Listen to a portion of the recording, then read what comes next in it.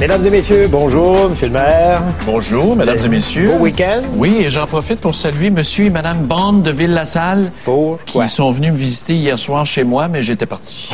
Tu sais, j'ai des fan clubs. Le plus loin, c'est quelqu'un de la Nouvelle-Orléans. Qui est descendu à Huntington, oui. qui est monté à Huntington pour te voir. Exactement. T'étais pas là? Oui, j'étais là. Ça a duré toute la nuit. Une fois de temps en temps. D'ailleurs, ce qui a duré toute la nuit, c'est la fête des Italiens. Hein? On a gagné contre la gang de Buongiorno. qui était français. Ben oui, c'est drôle, ils n'ont pas parlé tellement matin. Non, hein? T'es pas mal meilleur. On aurait dû parier. Dans nos prédictions. On aurait dû parier. On aurait fait de l'argent, mais tu sais que le Christ a bien travaillé en fin de semaine. Il y avait un écran géant dans la petite Italie, puis vers la fin, là, vers les bottées, là, on a mis une photo du Christ sur l'écran, puis apparemment, ça a porté fruit. Ça a porté fruit. 5-3. Ouais. Non, mais il y a rien dans le monde qui rassemble autant que le soccer. Oui, alors, regarde la planète entière était en effervescence. À part le sexe, là, j'en connais pas grand-chose. C'est pas le genre drôle. Voyons. C'est vrai, c'est un dénominateur commun. Le sexe, c'est pas du sport. Oui, mais dans ton cas, non. Bon. Je vois ça. Mais oui, c'était beau de voir les manifestations de joie et d'allégresse. Je regardais, j'ai vu une photo, une brebis qui avait été peinte aux couleurs de l'Italie, du drapeau de l'Italie à Toronto. Qu'est-ce qu'ils ont fait? Ils l'ont mangé après? Non, mais ils la promenaient comme ça donnait des images. Ah, la nouvelle parade de la Saint-Jean? Oui, à Toronto. À Toronto, oui. C'est bon. Bon, il faut parler d'un 17e soldat canadien qui a été tué en Afghanistan. Ça, c'est pas réjouissant, c'est même inquiétant. Mais j'ai lu... T'as une anecdote à raconter là-dessus? Oui, c'est parce que j'ai lu ce matin dans le Toronto Star que le soldat en question avait consulté l'aumônier de l'armée parce qu'il voulait pas être là. Il en avait assez, puis il trouvait que c'était pas correct. Il était malheureux de participer à cette opération militaire-là en Afghanistan. Et il était allé, selon sa petite amie, il était allé voir l'aumônier pour lui demander s'il affirmait publiquement qu'il avait des idées suicidaires, si on était pour le renvoyer au pays. Est-ce qu'il y en avait réellement? Non, il n'y en avait pas. Ah, c'était un moyen pour se sortir? C'était un moyen pour sortir de l'armée en disant « je suis suicidaire ». Il se demandait, puis il est allé demander ça au curé, est-ce que si je dis ça, ça va fonctionner? Est-ce qu'ils vont me renvoyer? De toute façon, il ne restait pas grand temps à faire. Il restait 3 semaines à passer là-bas, puis il revenait ici. Il était rapatrié. Fini. Ouais, ça s'est fait rapidement. Un 17e militaire. On va voir comment on va se comporter. On sait que l'armée a un peu dénoncé la façon de M. Harper de museler les images de la presse, de museler la presse au niveau des images quand les dépouilles des soldats arrivent au pays. Je pense qu'ils devraient arriver cet après-midi ou ce soir. On va voir comment ça va tourner toute cette histoire. Nos sympathies à la famille, c'est pas facile. Parlant de guerre, il est effrayé un peu par la Corée du Sud, la Corée du Nord, c'est-à-dire qu'il commence à dire qu'on est prêt à un affrontement avec les États-Unis. Là, il y a un bateau de guerre qui est parti, enfin. Ça, j'étais content de voir l'image du grand bateau de guerre, le navire qui se dirigeait autour du Japon, vers le Japon. Oui, pour prêter main forte. Mais moi, je suis d'avis que ce pays-là est tellement faible qu'on devrait l'assommer avec 3-4 attaques bien ciblées. Et ça permettrait peut-être le renversement de ce fou-là. C'est un malade, ce gars-là, de toute façon. C'est un malade, mais... On peut pas croire que les services secrets sont pas capables de l'assassiner. Il me semble, la Corée du Nord, c'est pas l'Union soviétique. Peut-on avoir des doutes sur l'efficacité des services secrets? Al-Qaïda, Ben Laden, 5 ans?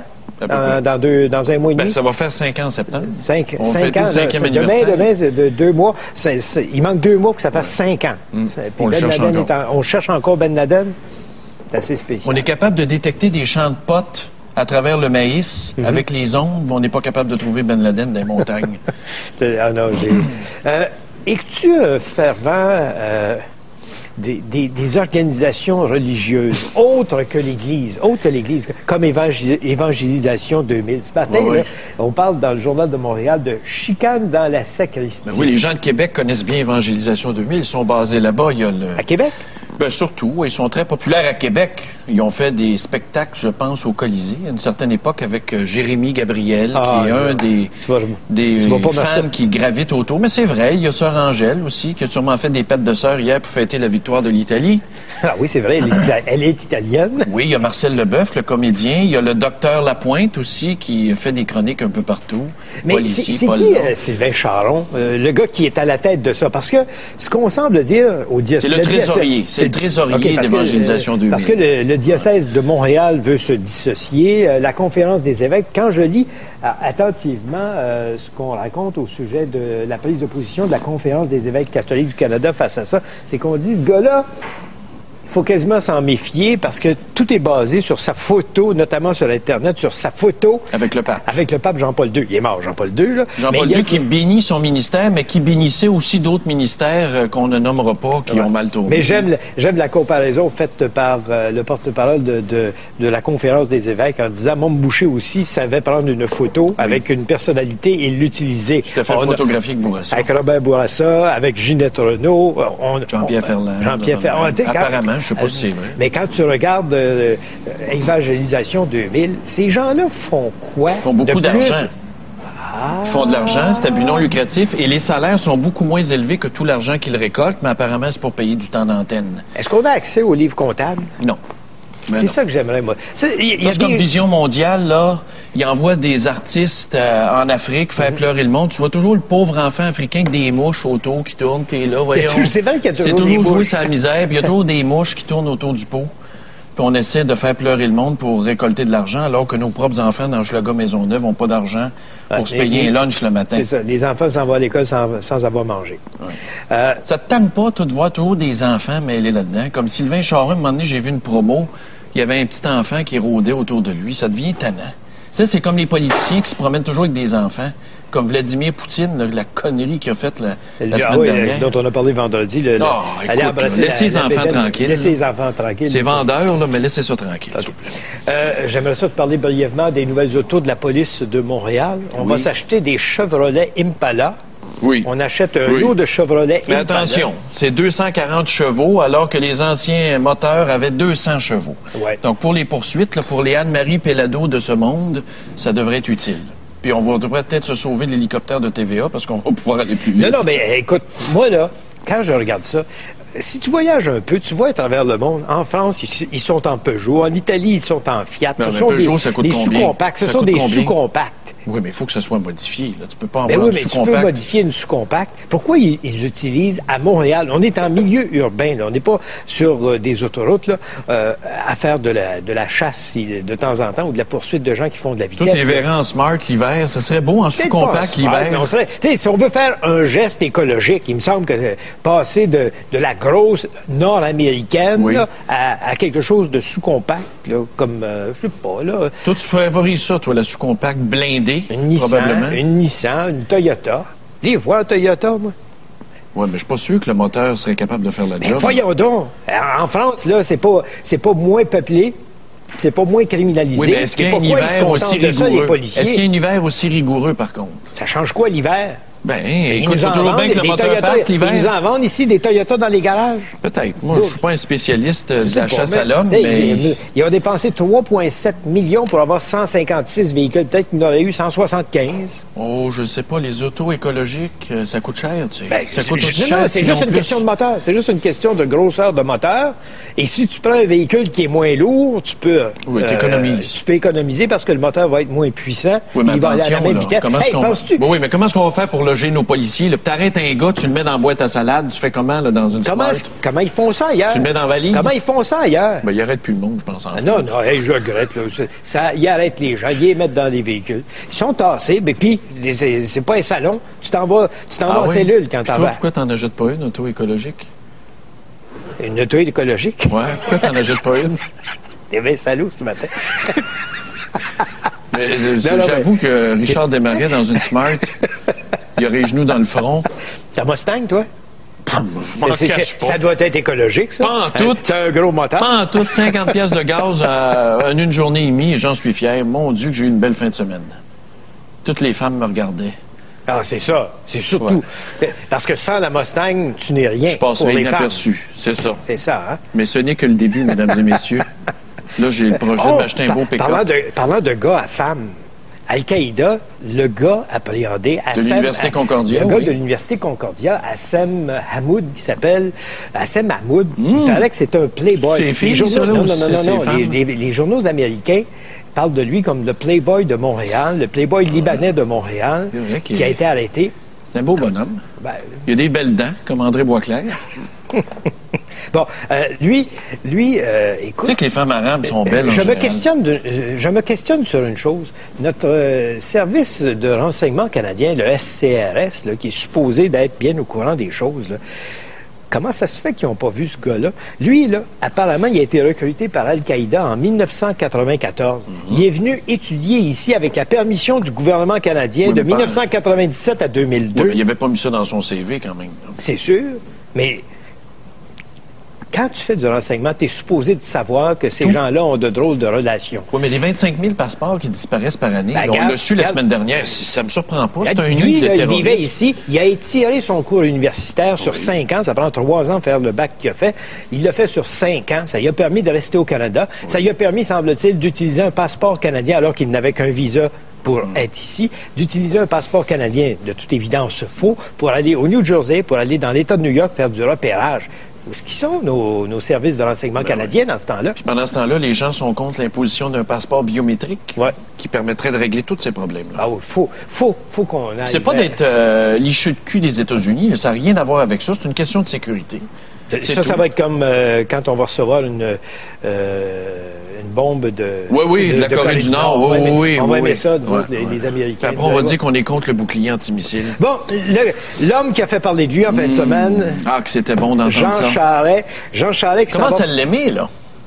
On commence à l'aimer, Jean Charest. Oui, mais il est allé en France faire une déclaration qui est considérée comme par plusieurs comme étant un pied dans la bouche. Hein? Ben oui, il y avait cette phrase-là va lui coller à la peau. Regarde hier, André Boisclair, mis en candidature dans la circonscription de Pointe-aux-Trembles, où est-ce qu'il va être candidat? Et puis? Où est-ce qu'il y avait juste 300 personnes? Un chef de parti, 300 personnes dans une assemblée. Oh, c'était le soccer. Les gens étaient occupés à faire d'autres choses de plus importantes. Mais pourquoi il a choisi cette date-là? Ben là, c'est un addon. C'est un addon? Mais voyons donc, ça fait 2 ans qu'on sait que la finale de soccer va avoir lieu cette journée-là. Il y a peut-être quelqu'un qui a manqué au sein du PQ il y a quelqu'un dans les stratèges. Mais moi, là, je pense que ce gars-là vient de briser le dernier tabou fédéraliste. Qui? Charest. En le disant, écoutez, là, c'est pas vrai qu'on est né pour un petit pain. Puis les fédéralistes purs et durs qui nous chient sa tête depuis des générations en passant par Jean Chrétien peuvent bien aller se rhabiller. Il a tout à fait raison. Il a raison de l'avoir dit, peut-être sur le fond. Il a été honnête. Mais il vient de donner au Parti québécois le slogan de la prochaine campagne électorale. Voyons donc. Regarde ça, là. Ça va s'appeler « On a les moyens ». Tu vas voir les pancartes sortir « On a les moyens », puis c'est Jean Charest qui vient de donner... Quelle sorte de plan que le PQ va nous donner pour « On a les moyens », le budget de l'an 1 de François Legault qui dit qu'on va faire 14 milliards de profits en se séparant, mais on paye pas la dette, par exemple. Ça m'intéresse pas, moi. Je le sais, mais c'est sur le plan de la politique. Le plan de la politique, les gens qui font de la politique comme Boisclair sont pas très rigoureux sur l'ensemble du propos. On va élire ça comme sur PM. l'ensemble du propos. On va élire ça comme PM, tu viens de le dire, c'est des gens pas rigoureux. En politique, les gens n'ont pas à être rigoureux. Ils prennent la phrase qui fait leur affaire. Elle est dans un contexte de 5-6 phrases qui durent 1 minute et demie, 2 minutes, mais on a les moyens, c'est juste ça qu'on va voir, c'est juste ça qu'on va entendre. Puis moi, j'ai l'impression que Jean Charest a donné Mais y a-tu quelqu'un un nouveau souffle? Ouais, mais y a-tu quelqu'un au Québec qui croit pas qu'on peut pas être un pays, qu'on n'a pas les ressources, qu'on n'a pas tout ce qu'il nous faut, qu'on n'a pas l'intelligence? Ça fait longtemps que je crois ça, moi. Mais je le sais qu'on Toi aussi, tu crois ça. Je le sais qu'on a tout ce qu'il faut. Mais ça veut pas dire... Demain matin, je m'en vais à la banque. Là, je peux m'acheter un hélicoptère. Ben oui. Bon, si je m'achète un hélicoptère, puis je la finance, puis je suis obligé de me serrer la ceinture, puis je peux... C'est une question d'opportunité. Je peux pas faire autre chose que faire rien que la regarder, puis parce que j'ai peut-être même pas assez d'argent pour le faire voler. Ça fait partie là, des choix. Alors, le choix, c'est sûr que le choix, ce n'est peut-être pas sur le plan financier ou économique, la séparation. Mais je te dis, il vient de mettre sur un plateau d'argent le slogan de la prochaine campagne du Parti québécois. Peut-être, mais ça ira pas très loin parce que Charest va être réélu, mon ami.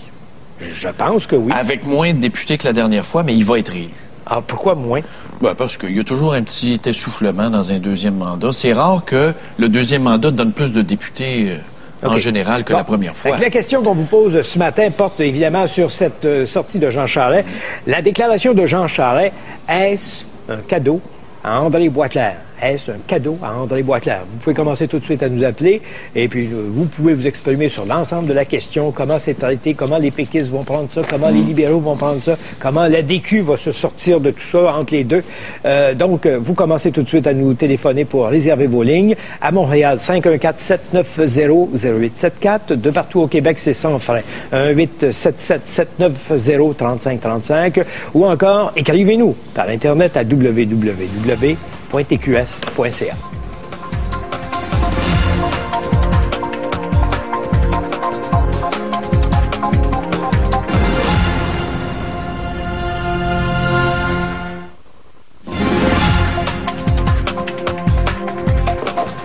Avant de commencer avec vos appels, on va aller retrouver André Pratt, qui est l'éditorialiste en chef du quotidien La Presse, qui est en ligne avec nous. André, bonjour. Oui, bonjour. Comment avez-vous réagi devant ces propos de Jean Charest? Les propos comme tels, je ne vois absolument rien de neuf là-dedans. Ce qui m'étonne, c'est la réaction à la fois des médias et du Parti québécois aussi, qui donne à cette affaire-là tellement d'importance. Premièrement, M. Charest est loin d'être le premier leader fédéraliste à dire que le Québec pourrait être indépendant, qu'il a les moyens de le faire. La commission Bélanger-Campeau, on était arrivé à cette conclusion à l'époque. M. Bourassa a dit la même chose. Oui. Alors bref, et la grande majorité des leaders fédéralistes conviennent tout à fait que le Québec pourrait être indépendant. Il y a 200 pays indépendants dans le monde. La grande majorité de ces pays-là sont beaucoup plus pauvres que le Québec. Ils sont indépendants, mais ça ne veut pas dire que c'est une bonne chose, comme vous l'avez dit vous-même. Il y a des gens qui ont les moyens d'acheter un hélicoptère ou une Cadillac Rose. Ça ne veut pas dire que c'est la meilleure dépense. Tu peux mettre du gaz dedans. Voilà.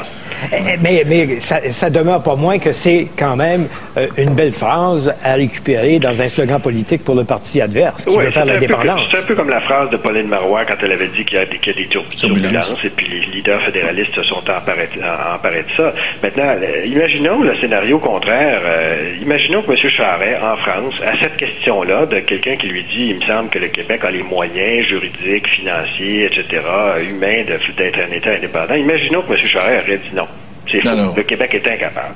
Ça aurait fait un autre scandale. Oui, il serait fait crucifier. Voilà, parce qu'il aurait dit qu'il méprise les Québécois, etc. Je pense que M. Charest, bien que le PQ veuille s'emparer de ça et que les médias donnent à ça, présentent ça encore une fois comme une gaffe, je trouve ça tout à fait ridicule. M. Charest s'est comporté en premier ministre, fier d'être québécois. Il a dit en France, oui, on pourrait être indépendant. On n'est pas une société sous-développée au Québec. On peut être indépendant. C'est pas ça la question. La question, c'est est-ce que c'est mieux d'être indépendant qu'être au sein du Canada?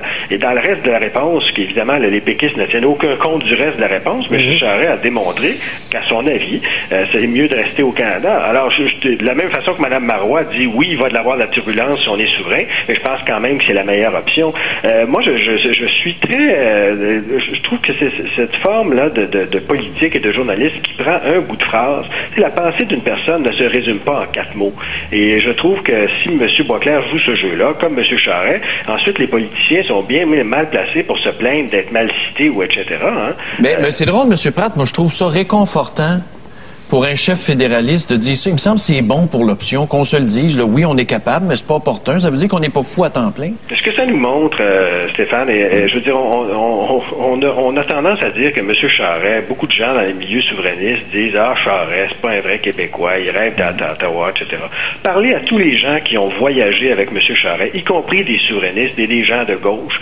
Lorsque M. Charest a été en Chine, par exemple, en Inde, là encore une fois, ce séjour en France, tout le monde dit qu'à l'étranger, M. Charest se comporte exceptionnellement bien et en fier Québécois qu'il est. Et encore une fois, dites-vous bien, si M. Charest avait répondu non à cette question-là, s'il avait dit non, les Québécois, on est trop petits pour faire un pays, on n'est pas assez fort, ça aurait fait un scandale épouvantable. Alors, il a donné la seule réponse qui pouvait être donnée, et s'il vous plaît, ne mettons pas sur son dos, M. Charest a commis bien des gaffes dans son règne, mais ceci n'est pas une gaffe. Il a répondu tout ce qu'il pouvait répondre, et si ça devient, comme vous dites, Richard, le prochain slogan du PQ, je suis plutôt d'accord avec Stéphane. Je pense pas que ça aille bien loin, parce qu'encore une fois, c'est pas parce que quelque chose est faisable que c'est la meilleure chose à faire. On peut tous penser dans notre vie à bien des choses faisables qu'on n'a pas faites parce que ça n'avait pas être faisable, c'était pas nécessairement la chose la plus intelligente à faire. Mais trouvez-vous que le vent tourne? Moi, je me prends des fois chez moi, là, j'ouvre le garde-robe, j'ai quasiment le goût de l'aimer. Jean Charest. Ces temps-ci, ça se peut pas. Ouais, mais voyez, moi je pense que c'est plus un juste retour des choses. Moi, je suis pas de ceux qui pensent que c'est joué, là, puis tout d'un coup, il y a une grande montée. Mais ça va bien, ça va mieux. Ça va mieux parce que d'abord, je pense que le gouvernement est mieux géré qu'il l'était pendant la première année ou la première année et demie. Et deuxièmement, il faut bien tenir compte du fait qu'ils ont pris beaucoup de décisions, des dossiers difficiles qu'ils ont réglés, qu'on pense à l'équité salariale, la convention collective des employés employés du secteur public, le plan pour Kyoto, il y en a beaucoup.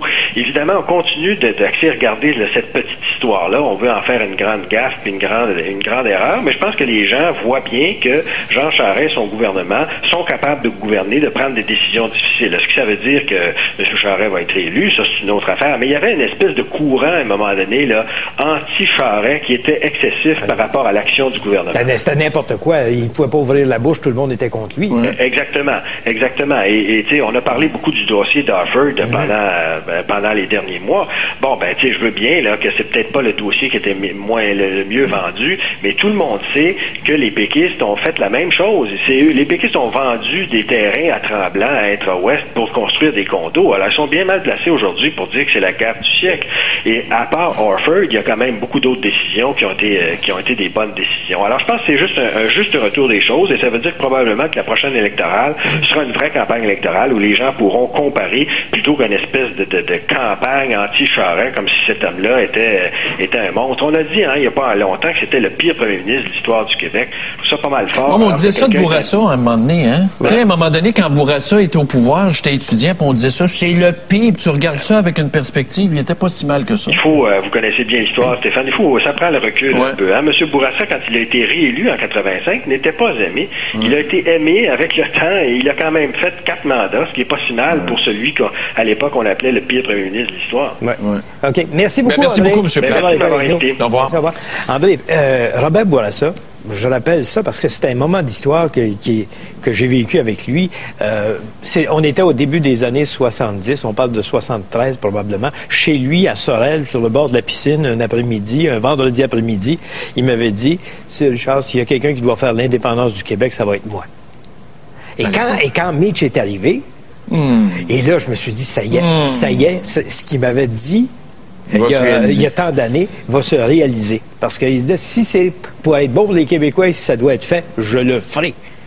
C'était un bon père de famille. Il gérait ça comme un bon père de famille. Ça, là, j'en revenais pas évidemment, c'était pas enregistré. C'était une conversation entre lui et moi, là, avant un enregistrement qu'on faisait hebdomadairement pour la station CKC. Mais j'en revenais pas. Il fait partie des grands, Bourassa. Ouais, bon, donc, la question qu'on vous pose ce matin, déclaration de Jean Charest à Paris. Est-ce un cadeau pour André Boisclair?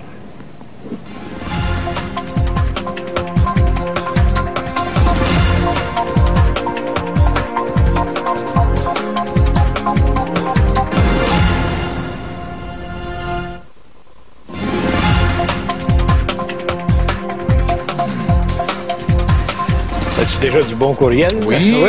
Ici, Raymond de Saint-Hyacinthe, c'est vrai, M. Charest a raison et que M. Boisclair se calme les pompons. Les Albertains l'avaient dit aussi, c'est vrai.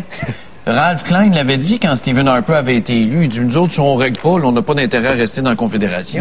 Il y a Sylvain Cadieux à Rwanda qui dit, fini les campagnes de peur économique de la part des libéraux. Avec cette déclaration-là... Des libéraux fédéraux. Oui, c'est ça. Il va falloir les provinciaux n'ont jamais fait de campagne de peur. Mais il y a Mario Raymond qui dit, moi, je pense que celui qui peut sauver l'option souverainiste, c'est André Boisclair lui-même. En faisant comme Daniel Johnson. En démissionnant. En démissionnant de ses fonctions pour laisser la place à un chef plus charismatique. Ça passera pas. Boisclair, c'est impossible, là, franchement. Okay. On prend un premier appel à Montréal. Martin, bonjour. Oui, bonjour. Qui de mieux que pour commenter cette déclaration-là qu'André Pratt, qui est un servile serviteur, en fait, de M. Desmarais, qui finance le Parti libéral du Québec. Alors, évidemment, M. Pratt va défendre M. Charest jusqu'au bout de ses ongles, mais la vraie question, oui, M. Gendron, la vraie question, c'est André Boisclair. Oui. André Boisclair a été mal cité lui-même, parce qu'André Boisclair, qu'est-ce qu'il a dit suite à la déclaration de Jean Charest? André Boisclair a dit, Jean Charest annonce la fin des campagnes de peur des fédéralistes. Et c'est vrai que, dans le fond, ce que dit Jean Charest, qu'on a les moyens, il s'est mis à débattre un peu plus le fond que la forme. Il s'est mis à dire, oui, moi je crois que le Québec, faisant partie du G8 à travers le Canada, c'est un plus pour le Québec. Puis là, il s'est mis à enchaîner des avantages. Mais c'est vraiment ça la citation de Jean Charest, parce que de tout temps dans le débat référendaire au Québec, les fédéralistes ne veulent rien savoir d'un débat sur le fond. Ils ne s'en prennent qu'à la forme et ont détruit les arguments souverainistes sur des campagnes de peur, sur des images, sur des espèces d'idéaux canadiens, le drapeau, le passeport et les rocheuses. Oui, mais vous n'êtes pas réconforté de voir que Charest, au fond, est pas fou? Charest, on n'a jamais dit que Charest était fou. Il est un excellent menteur. Cet homme-là ment sur toute la ligne. Il s'en passe très bien. C'est pas une idée, là. Il ment ou c'est vrai qu'on a les moyens? Ben écoutez, ce qu'il dit Jean Charest, moi personnellement, ça ne m'affecte pas. Je veux dire, s'il pourrait dire n'importe quoi, ce gars-là, pour se faire réélire, c'est clair. Mais moi, clair, là, c'est pas déjà mieux. Il a menti sur toute la ligne lors de la campagne électorale. Je vois mal cet homme-là être honnête pendant la prochaine. Regardez le budget de l'an 1, là, préparé par François Legault au PQ. Là, c'est pas des mensonges, vous allez me dire, mais c'est irréaliste, c'est naïf de penser qu'on va faire de l'argent. Le régime de BS, là, de la péréquation... C'est naïf de penser que c'est rose d'un côté ou de l'autre, mais je pense que ce qui est intéressant dans la déclaration de Jean Charest, puis si on la sort de son contexte, ça permet de dire aux fédéralistes, débattons donc des vrais enjeux et du fond et non pas de la forme. Quels sont les avantages de faire partie du Canada? Quels sont les avantages d'être souverain? Donc, c'est Charest qui a eu au moins l'honnêteté de le dire. C'est ça. Absolument. Confronter le fédéral puis dire, regarde, si tu veux qu'on reste, là, parle-nous. Sors le bacon, puis le PQ, si tu veux qu'on sorte, ben, prouve-nous que ça va être rentable. Moi, ça ne me tente pas de sortir de contrat. En conclusion, je veux juste dire, André Pratt, lorsqu'il dit que Tremblant pour le PQ, c'est la même chose qu'Harford pour le Parti libéral, il cache la vérité, c'est-à-dire que les gens, pour Harford, ce qu'on dénonce, c'est pas la station de ski, c'est le fait que c'est des amis du Parti libéral qui vont passer à la caisse grâce à la décision. On a déviergé Tremblant pareil à l'époque du PQ, puis on ne l'a pas fait de cas. Moi, je m'en souviens, jamais eu de débat là-dessus. M. Jadon, mais Intra-Ouest, ils n'ont pas de lien avec le Parti québécois, jusqu'à date, en tout cas, ce que je sache. On pourrait peut-être gratter un peu sur les donateurs du parti, on aurait peut-être de très grandes surprises. On a déjà eu quand on a gratté rien n'est impossible. Le ticket, l'autoroute avec un poste de péage qui existait pour accéder à Bernard Landry. J'espère que vous vous rappelez de ça. Oui, Oxygène 9. Merci Martin. Merci, on va aller à Réjeanne maintenant. Réjeanne, bonjour. Oui, bonjour. On vous écoute. Moi, je suis contente parce que Jean Charest vient de dire aux Québécois qu'on est capable d'être peuple au Québec, nous autres. Qu'on est capable d'être souverainiste, d'être un pays, nous autres, avec, comme le Canada puis les autres pays qui se sont déjà séparés. Parce que si on regarde le Canada anglais, si on regarde les autres, c'est tous des pays, ça, les autres, avec, ils ont tous voulu être séparés des provinces, de d'autres provinces. C'est pourquoi que nous autres, le Québec, on n'est pas capable d'être souverainistes, nous autres, avec. Êtes-vous séparatiste, vous? Ben, je suis séparatiste, oui, je suis séparatiste. Pourquoi? Je suis séparatiste parce que moi, j'ai hâte qu'on arrête de payer à deux endroits. Ah oui? Qu'on arrête d'écouter tout ce que fédéraliste, qu'on arrête de se faire voler par le Canada. J'espère que vous ne pensez pas que ça va être plus économique si vous payez à un seul endroit. Ben, non, je pense pas que ça va être plus économique. C'est pas la question de penser être plus économique. Mais j'ai hâte qu'on devienne un pays pour avoir la paix et la tranquillité, nous autres. Oui, mais madame, saviez-vous qu'en restant au Canada, on reçoit plus d'argent du fédéral parce que le régime de péréquation, ça, c'est le régime de BS des provinces pauvres. Puis Québec reçoit plus de la moitié du BS. Donc, les autres provinces payent pour qu'on reste dans le Canada. Imaginez tellement qu'on est pauvre. Alors, si on s'en sort, là, qui va nous aider? Ben, on est capable de se débrouiller. On est capable de prouver au bon ça me semble plus de payer de l'impôt, moi, là. On tirera le diable par la queue. C'est ça. Ah non, on va déménager en France, tiens. Okay, merci, Jeanne. Vive la France libre! Je vais aller faire de la radio en France. Ça aurait pu être comparé à la déclaration du général de Gaulle. Moi, j'ai pensé à ça immédiatement. Le de Gaulle inversé. Comment ça? Quand j'ai vu cette déclaration-là de Charest, fait l'émotion, Matignon, est-ce qu'il y avait un balcon là-bas? Non, mais ils n'étaient pas dans l'émotion. Moi, je l'ai regardé l'entrevue. C'était très formel, c'était très correct, c'était très clair quand on prenait l'ensemble des propos de Jean Charest. Il n'y avait rien de compromettant, il n'y avait rien d'anormal dans ce qu'il disait. Et si on se sépare, là, toi puis moi, on va faire l'émission en France, là, sur Antenne 2 ou TF1, on ferait bien plus d'argent qu'ici. Ça, c'est sûr. Hein? Ça, à 60 millions. Pourrait-on devenir une colonie française? Ça m'intéresse. On prend un autre appel. On a Claude qui est en ligne. Bonjour, Claude. Bonjour. On vous écoute. Bon, moi, pour être bien franc avec vous, là, la dernière déclaration de Charest, ça change rien. Non. Dans quel sens? Parce que je pense qu'il a déjà prouvé qu'il est inapte à gouverner une province. Oui, c'est vrai. Écoute, il a fait combien de promesses pour se faire aider? Oui. Combien est-ce qu'il en a tenu? À part la diffusion qu'il a faite à peu près à moitié, qui a même réussi à faire choquer les Anglais de l'ouest de l'île. Oui. Qu'est-ce qu'il a fait? Oui, mais qu'est-ce que le PQ va faire, là? Pardon? Non, mais qu'est-ce que le PQ nous propose, là? Ben, écoute, le PQ, c'est pas lui qui est au pouvoir présentement. Je peux-tu te rappeler que le PQ, quand il s'est fait sortir aux dernières élections, oui, les gens, ils étaient satisfaits du gouvernement, puis ils l'ont tassé pour élire le gouvernement de Charest. Oui. Là, aujourd'hui, regardez, là, la Clostridium difficile, là, la C difficile est en baisse dans les hôpitaux. C'est quasiment une campagne électorale. Êtes-vous en train de me dire... C'est à cause des libéraux, Claude, un instant. Le PQ aurait été encore là. Wow. Claude, oui. Vous me dites là que les gens voulaient Bernard Landry, mais ils l'ont battu. C'est ça que vous êtes en train de me dire? Non, le taux de l'expression démocratique d'un peuple, là, s'il a gagné l'élection, c'est parce que c'est lui qu'on voulait. Non, c'est parce que les gens ont voulu un changement pur et simple. Oui. Ils étaient satisfaits du gouvernement. Les chiffres le prouvaient. Il y avait une cote de satisfaction de plus de 50 %. Puis, ils voulaient un changement. Ben là, ils l'ont eu. Ils ont eu Charest. Regardez qu'est-ce qu'il a fait jusqu'à date. Il a tout arrêté. Mais moi, je vous dis qu'il va être réélu, moi. Si ça continue comme ça. Si les Américains ont été capables de relire Bush, j'espère que les Québécois vont être plus intelligents. Ben ça veut dire que Boisclair n'est pas capable de faire la job. C'est ça que ça veut dire. Au fond, Boisclair, c'est un pape de transition. Là, ça prend un autre chef, là, ça n'a plus de bon sens. Moi, je suis plus capable. Tu ne peux pas dire ça de Boisclair. On ne sait même pas ce qu'il a fait encore. Il n'est même pas encore dans l'opposition officielle. Ça colle pas, ça lève pas. Monsieur, ça marche pas. Il a été au gouvernement, il a été ministre, il a été un paquet d'affaires, puis on a su ce qu'il a fait aussi. Mais ça lève pas. C'est quoi de si grave? Ben, je ne sais pas, mais pour le moment, là, vous regardez, 15 % de moins dans les cotes de popularité pour le parti, là, 15 % de moins de baisse de popularité pour le Parti québécois, c'est pas significatif. Moi, je pense que le voyage en France a fait marquer des points à Charest. Ben, je pense qu'il y en a encore d'autres à marquer. Oui, mais... Il commence par essayer de dire les promesses qu'il a faites pour se faire aider. Oui, mais sa déclaration qu'il a faite à Paris, moi, j'ai trouvé ça génial. Ça m'a réconforté. Je me suis dit, coudonc. Il vient d'aider le camp fédéraliste pas à peu près en disant ça, là. Au fond de la ligne, il a juste dit qu'est-ce que c'est que tout le monde savait déjà. Voilà. Bon. Merci, Claude. Merci. Merci. La question qu'on vous pose, c'est la déclaration de Jean Charest faite à Paris, là, qu'on a les moyens d'être souverain. Est-ce un cadeau à André Boisclair?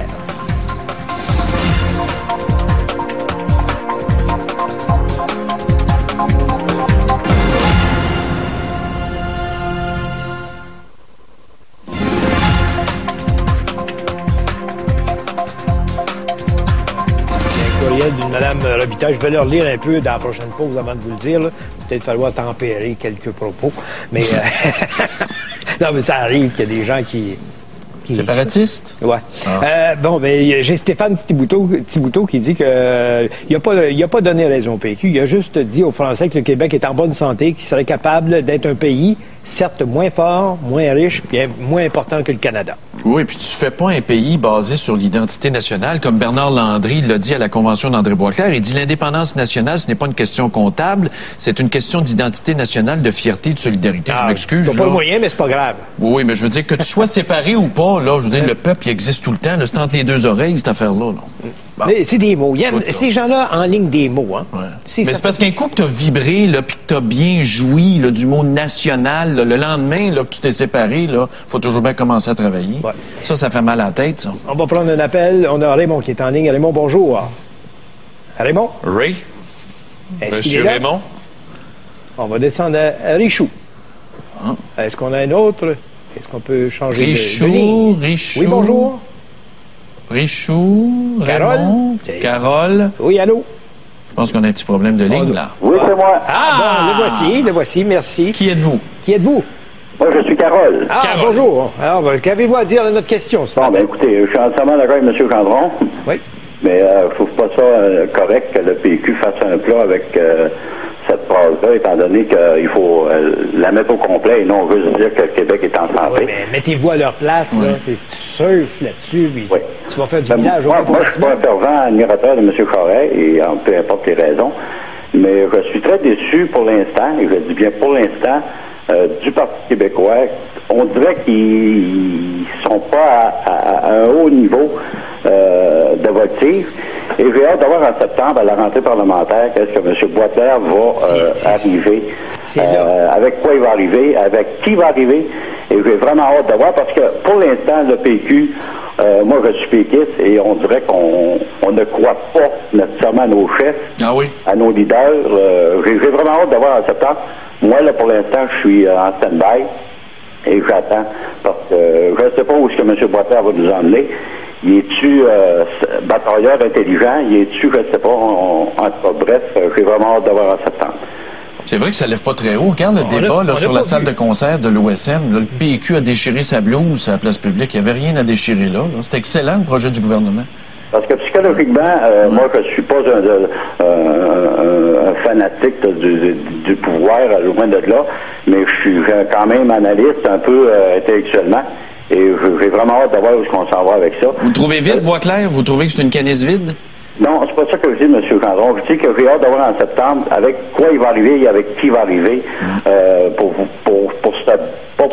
défendre notre Québec. Parce qu'on sait qu'on a un Québec en santé, on a un Québec très fort. D'ailleurs, je dis toujours, on a tout pour être heureux, on a tout pour être en santé, mais sauf qu'on se détruit. Les gens pouvoir se détruire, qu'est-ce qu'ils veulent? C'est-tu de l'argent? C'est-tu encore plus de pouvoir? Je ne sais pas qu'est-ce qu'ils veulent. Mais est-ce que les gens veulent, c'est ce qu'ils vont Deschamps dit, un Canada fort dans un Québec fort dans un Canada. Oui, puis les gens, là, ils n'en veulent plus de chicane. Moi, là, honnêtement, je me vois pas faire un débat sur la souveraineté d'un référendum. Moi, là, je pense que je vais faire une dépression. Monsieur Gendron, Monsieur Desmarais, combien de jours et combien d'heures et combien d'énergie qu'on gaspille, je vais être très poli, là, combien d'argent on gaspille dans cette maudite vie-là à se battre, à vouloir quoi, à vouloir détruire l'autre, quand on sait qu'on pourrait être très, très, très heureux. Ouais. OK, merci, Carole. Merci. Merci de votre appel. Merci, on va aller à François maintenant. François, bonjour.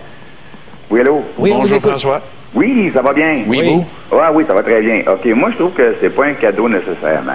Parce que, oui, il y a beaucoup de monde là, dans le Québec. Là, les Québécois, c'est pas des crosseurs. Mais si on regarde quand le monde qui arrive d'ailleurs, ils ont de l'aide fédérale, ça va être dur pour eux autres d'aller voter pour avoir une souveraineté parce que l'argent est plus facile à aller chercher au fédéral qu'au Québec. Fait que ce monde-là, pour aller les gagner, il faut que tu leur emmènes de l'argent. Ah oui? Ben, écoute, moi, j'ai travaillé dans des shops où il y avait beaucoup d'immigrés.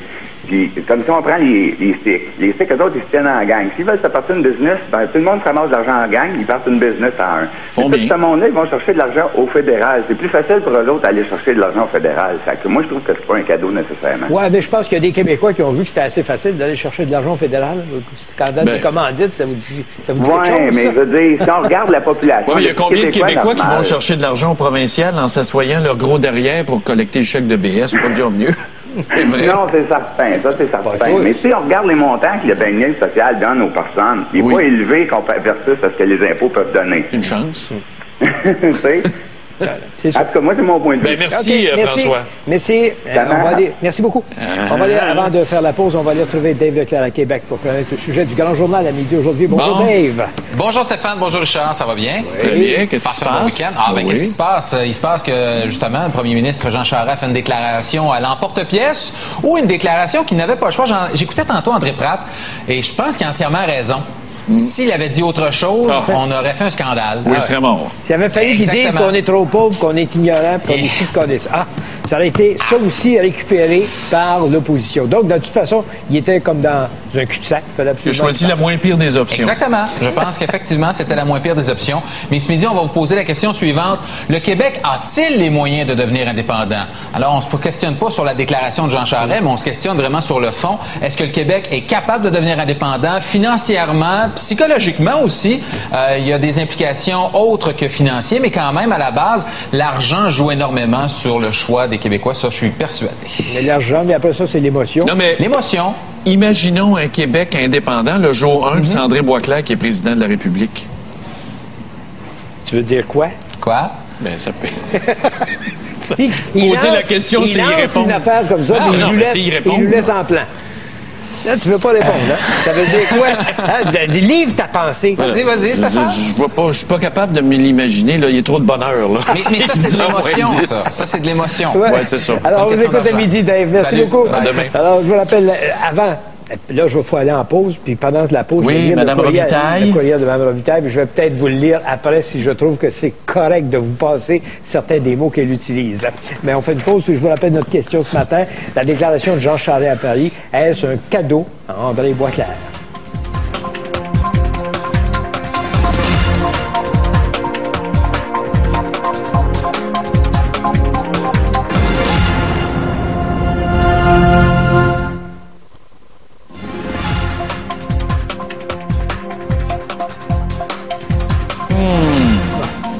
Je vais vous la lire. Oui, c'est prêt. Elle s'appelle Mme Robitaille. Elle a 23 ans, elle est de Pointe-aux-Trembles. Vous savez, dans la circonscription, on va se présenter André. Ah oui? Alors, peu importe ce que Charest dit, ce sera cave. C'est tout ce qu'il est, un cave. Grâce à lui, je suis une mère d'un garçon de 3 ans. Grâce à lui? Oui. Regarde, dans ça. Et je suis enceinte de mon deuxième. J'ai de la misère à arriver, puis il va dépenser de l'argent pour une salle pour l'orchestre symphonique. Ouais. Et aussi, grâce à lui, j'attends 10 heures quand je vais à l'hôpital. Mais je comprends pas, là. C'est grâce à lui si elle est enceinte. Ben oui. Elle dit quel est le maximum de mandat pour un premier ministre? Il n'a pas ici. Il n'a pas ici. Tant qu'il veut. Ici, j'ai un bon courriel de Ahmad Naza, 18 ans de Montréal. Je pense que la déclaration de M. Charest est un cadeau. Mais un cadeau ayant une bombe à l'intérieur, et si Boisclair s'excite trop, ça va lui sauter en pleine face. C'est déjà commencé. Regarde ce qu'il dit. François Desmarais, pas parent avec moi, non, mais intelligent. C'est ça, c'est surtout ça. Ce qui m'étonne le plus de la déclaration de Jean Charest, c'est la réponse de M. Boisclair. Dire que la déclaration de Charest constitue un changement dans l'histoire constitutionnelle du Québec. Tu sais, quand il dit, tu sais, les mots d'André Boisclair, il aime ça, des grands mots. C'est un grand changement dans l'histoire constitutionnelle du Québec. Ça fait état d'une piètre reconnaissance de cette dernière, parce que l'histoire constitutionnelle du Québec ne peut être changée par une déclaration faite à l'extérieur du pays. Et dire que Maurice Duplessis l'avait dit en instaurant l'impôt provincial, Duplessis qui était fédéraliste, je dis, si le fédéral ne sortira pas du champ d'application de l'impôt, on sortira de la Confédération. C'est ça. C'est tout. Voyons donc. On va prendre un appel. On va aller à Daniel maintenant. Oh. Daniel, bonjour. Oui, bonjour. On vous écoute. Ça va bien, messieurs? Oui. Ben, sa déclaration, c'est sûr qu'à court terme, ça va être récupéré, ça va être payant. Parce qu'André Boisclair, il en avait peut-être de besoin hier soir parce que c'était son investisseur. Il semble qu'il avait besoin de plus de monde dans la salle. Ben, il y avait juste 300 personnes pour un chef de parti, là. Ce qui est quand même pas beaucoup. Oui, mais Pointe-aux-Trembles, c'est loin, c'est dans l'Est. Ben oui. Il faut se rendre en auto. Ben, Huntington aussi. Non, mais c'est un fief. C'est un fief de péquistes. C'est plein de péquistes. Pointe-aux-Trembles, c'est un fief, là. Mais Marcel Léger, maintenant, sa fille, puis là, lui, qui arrive là, puis qui n'est pas capable de remplir une salle avec plus que 300 personnes. Colle pas avec le bon peuple. Puis il y avait besoin de cette déclaration-là. Je ne dis pas que c'est la déclaration peut-être la plus habile, sauf que j'ai aimé les propos tantôt de M. Gendron quand il parlait que la péréquation, naturellement, malheureusement, c'est l'aide aux plus pauvres. Oui. Puis on fait partie des plus pauvres. Puis le Québec, s'il fallait que demain matin, on devienne souverain, je me demande comment on ferait, parce que tous les programmes que le PQ nous a donnés, que ce soit le Centre médicaments, que ce soit les CPE, que ce soit la Gaspésia, qui est un projet qui a foiré et qui a coûté... une fortune. 500 millions. Donc, je me dis à ce moment-là, oui, à court terme, ça va être payant, mais à long terme, absolument pas. C'est sûr, comme je vous disais, M. Charest était très malhabile, puis on s'aperçoit peut-être qu'il n'est peut-être pas si près que ça. Oui, mais là, vous, qu'est-ce que vous allez faire, là? Boisclair vous intéresse pas, Charest est malhabile, vous allez voter pour qui? Moi, je vais voter pour l'ADQ. L'ADQ? Pourquoi? Pour plusieurs raisons. Je suis membre de l'ADQ, oui. bien sûr. Pourquoi je suis devenu membre? Parce que moi, je pense que le Québec a besoin d'un coup de barre au niveau, entre autres, un changement de philosophie. Que ce soit au niveau de la santé, le système de santé privé, ça a sa place. Sauf que ça a été démonisé par tous nos groupes péquistes et nos groupes aussi syndicalistes. Oui. Alors que c'est pas négatif en soi là, que le système privé. Moi, si vous avez touché, j'ai 30 secondes. Moi, ma fille, elle est allée rencontrer un médecin, puis lui a dit, possiblement, elle est jeune, puis possiblement, tu as un kiss aux ovaires. Oui. Et là, fin mai, elle a téléphoné à l'hôpital Laval pour avoir un rendez-vous, pour une échographie, ça allait au mois d'octobre. Qu'est-ce que vous faites comme parents? On s'est remis de part, on a appelé une clinique privée, le lundi matin, puis le mercredi après-midi, elle avait ses résultats, puis ça a coûté 70 $. Je pense que ça a sa place. Oui. Comme parent, on aurait fait quoi? Je sais pas. La même chose. La même chose. Philippe Couillard, qu'est-ce qu'il aurait fait si son enfant avait eu cette... Ça serait déjà réglé à l'heure où on se parle. Inacceptable dans cette société, c'est toujours la même chose. C'est qu'on nous oblige à payer, on prend notre argent à la source, puis on ne nous livre pas les services pour lesquels on prend l'argent. Puis on nous défend par-dessus. Par-dessus tout ça, d'aller chercher ailleurs du service. Ouais, ton cheval va être malade demain matin, là, puis tu peux avoir une résonance magnétique en dedans de 24 heures. Puis le vétérinaire, 2 jours après l'opération du chat, va vous téléphoner voir comment il va le chat. Oui, il fait un suivi. Ben oui. Mon chien à l'hôpital vétérinaire de Saint-Hyacinthe, il m'appelle le soir. Mais moi, en tout cas, la déclaration de M. Charest à court terme, oui. Mais à long terme, puis moi, j'en avais tout simplement besoin. On voit qu'il est en chute, 15-17% en baisse dans les sondages. OK. Puis, il y avait besoin de ça. Merci, Raymond. Merci, on va aller à Raymond maintenant. Raymond, bonjour. Bonjour, Raymond. Oui, on vous écoute, rapidement. Bonjour, félicitations. Puis parfois, M. Bergeron, vous avez des propos un peu cinglants, mais je trouve ça intéressant. Tout le monde m'appelle Bergeron ou Michel. Ah oui? Ça, mais je me fais appeler Michel à peu près 50 fois par jour. Ah oui? Je sais pas pourquoi. Mais Bergeron, je sais pas pourquoi. Moi, ce que je veux dire, c'est d'abord, Charest n'avait pas le choix de dire ça. Non.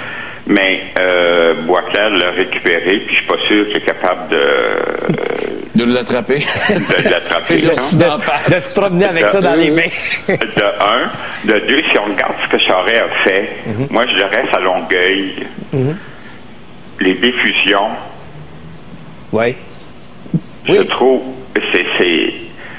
c'est de la, excusez-moi l'expression, mais c'est de la grosse merde à Longueuil.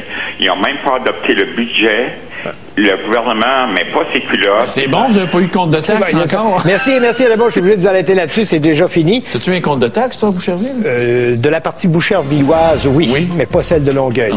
Pas la partie longueuilloise. Merci, M. Bergeron. Merci, mon bon Michel.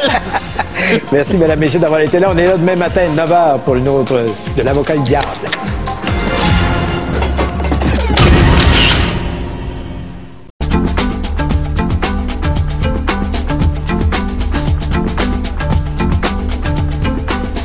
Mesdames et messieurs, bonjour, Monsieur le maire. Bonjour, mesdames et messieurs. Bon week-end. Oui, et j'en profite pour saluer Monsieur et Madame Bond de Ville-la-Salle qui sont venus me visiter hier soir chez moi, mais j'étais parti. Tu sais, j'ai des fan clubs. Le plus loin, c'est quelqu'un de la Nouvelle-Orléans. Qui est descendu à Huntington, qui est monté à Huntington pour te voir. Exactement. T'étais pas là? Oui, j'étais là. Ça a duré toute la nuit. Une fois de temps en temps. D'ailleurs, ce qui a duré toute la nuit, c'est la fête des Italiens. Hein? On a gagné contre la gang de Buongiorno, buongiorno. Qui était français. Ben oui, c'est drôle, ils n'ont pas parlé tellement matin. Non, t'es pas mal meilleur. On aurait dû parier. Dans nos prédictions. On aurait dû parier. On aurait fait de l'argent, mais tu sais que le Christ a bien travaillé en fin de semaine. Il y avait un écran géant dans la petite Italie, puis vers la fin, là, vers les bottées, là, on a mis une photo du Christ sur l'écran, puis apparemment, ça a porté fruit. Ça a porté fruit. 5-3. Ouais. Non, mais il était malheureux de participer à cette opération militaire-là en Afghanistan. Et il était allé, selon sa petite amie, il était allé voir l'aumônier pour lui demander s'il affirmait publiquement qu'il avait des idées suicidaires, si on était pour le renvoyer au pays. Est-ce qu'il y en avait réellement? Non, il n'y en avait pas. Ah, c'était un moyen pour se sortir? C'était un moyen pour sortir de l'armée en disant « je suis suicidaire ». Il se demandait, puis il est allé demander ça au curé, est-ce que si je dis ça, ça va fonctionner? Est-ce qu'ils vont me renvoyer? De toute façon, il ne restait pas grand temps à faire. Il restait 3 semaines à passer là-bas, puis il revenait ici. Il était rapatrié. Fini. Ouais, ça s'est fait rapidement. Un 17e militaire. On va voir comment on va se comporter. On sait que l'armée a un peu dénoncé la façon de M. Harper de museler les images de la presse, de museler la presse au niveau des images quand les dépouilles des soldats arrivent au pays. Je pense qu'ils devraient arriver cet après-midi ou ce soir. On va voir comment ça va tourner toute cette histoire. Nos sympathies à la famille, c'est pas facile. Parlant de guerre, il est effrayé un peu par la Corée du Sud, la Corée du Nord, c'est-à-dire qu'il commence à dire qu'on est prêt à un affrontement avec les États-Unis. Là, il y a un bateau de guerre qui est parti, enfin. Ça, j'étais content de voir l'image du grand bateau de guerre, le navire qui se dirigeait autour du Japon, vers le Japon. Oui, pour prêter main forte. Mais moi, je suis d'avis que ce pays-là est tellement faible qu'on devrait l'assommer avec 3-4 attaques bien ciblées. Et ça permettrait peut-être le renversement de ce fou-là. C'est un malade, ce gars-là, de toute façon. C'est un malade, mais... On peut pas croire que les services secrets sont pas capables de l'assassiner. Il me semble, la Corée du Nord, c'est pas l'Union soviétique. Peut-on avoir des doutes sur l'efficacité des services secrets? Al-Qaïda, Ben Laden, 5 ans? Dans un mois et demi? Ça va faire 5 ans en septembre. 5 ans. Demain, c'est 2 mois. Il manque 2 mois pour que ça fasse 5 ans. On cherche encore Ben Laden. C'est assez spécial. On est capable de détecter des champs de potes à travers le maïs, avec les ondes, mais on n'est pas capable de trouver Ben Laden dans les montagnes. Il n'y a rien dans le monde qui rassemble autant que le soccer. Regarde la planète. La planète entière était en effervescence. À part le sexe, là, je n'en connais pas grand-chose. C'est pas le genre drôle. Voyons. C'est vrai, c'est un dénominateur commun. Le sexe, c'est pas du sport. Oui, mais dans ton cas, non. Bon. Je vois ça. Mais oui, c'était beau de voir les manifestations de joie et d'allégresse. Je regardais, j'ai vu une photo, une brebis qui avait été peinte aux couleurs de l'Italie, du drapeau de l'Italie à Toronto. Qu'est-ce qu'ils ont fait? Ils l'ont mangé après? Non, mais ils la promenaient comme ça donnait des images. Ah, la nouvelle parade de la Saint-Jean? Oui, à Toronto. À Toronto, oui. Bon, il faut parler d'un 17e soldat canadien qui a été tué en Afghanistan. Ça, c'est pas réjouissant, c'est même inquiétant. Mais j'ai lu... T'as une anecdote à raconter là-dessus? Oui, mais c'est parce que j'ai lu ce matin dans le Toronto Star que le soldat en question avait consulté l'aumônier de l'armée parce qu'il voulait pas être là. Il en avait assez puis il trouvait que c'était pas correct. Es-tu un fervent des organisations religieuses autres que l'Église, comme Évangélisation 2000. Ce matin, là, on parle dans le Journal de Montréal de chicane dans la sacristie. Ben oui, les gens de Québec connaissent bien Évangélisation 2000. Ils sont basés là-bas. À Québec? Ben surtout, ils sont très populaires à Québec. Ils ont fait des spectacles, je pense, au Colisée, à une certaine époque, avec Jérémy Gabriel, qui est un des fans qui gravitent autour. Mais c'est vrai, il y a Sœur Angèle aussi, qui a sûrement fait des pêtes de sœur hier pour fêter la victoire de l'Italie.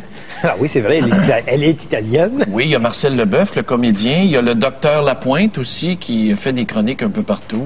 Mais c'est qui Sylvain Charon, le gars qui est à la tête de ça? Parce que ce qu'on semble dire au diocèse... C'est le trésorier. C'est le trésorier d'Évangélisation 2000. Parce que le diocèse de Montréal veut se dissocier. La conférence des évêques, quand je lis attentivement ce qu'on raconte au sujet de la